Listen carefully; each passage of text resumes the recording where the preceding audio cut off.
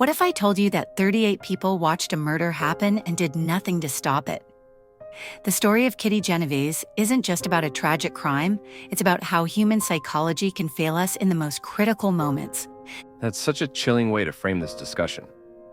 The case fundamentally changed how we understand human behavior in crisis situations. Let me paint the picture of that March night in 1964. Kitty was 28, known for her warm smile, working as a bar manager in Queens. Just another ordinary evening that turned into something that would shake the foundations of social psychology? The timeline of events is particularly disturbing. Can you walk us through exactly what happened? At 3:15 a.m., Winston Mosley attacked Kitty near her apartment entrance. He stabbed her multiple times before fleeing, but here's the truly horrifying part.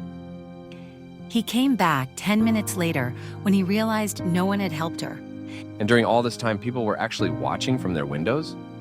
Exactly. Multiple witnesses later admitted to hearing her screams and seeing parts of the attack.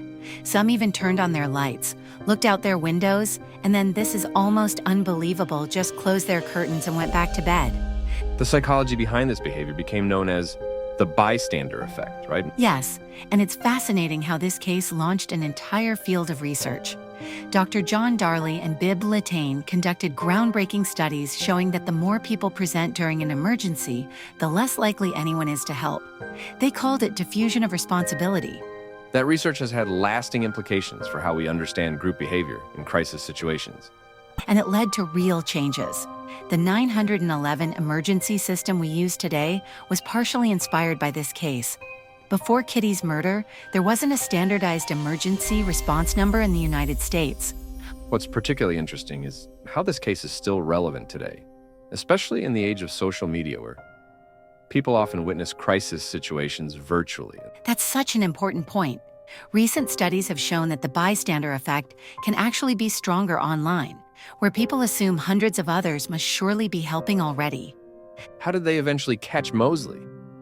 A witness came forward days later, and Mosley confessed not just to Kitty's murder but to other crimes as well. He was sentenced to death, later commuted to life when New York abolished the death penalty. He spent 52 years in prison before dying in 2016. So this case really became a catalyst for change in multiple ways. Absolutely right. Beyond the 911 system, it led to Good Samaritan laws in many states and completely changed how police departments handle emergency calls. The New York Times recently revealed that some of the original reporting about 38 witnesses was exaggerated, but the impact of the case remains profound. What's the most important lesson we can take from this today? Modern research shows that understanding the bystander effect actually helps people overcome it.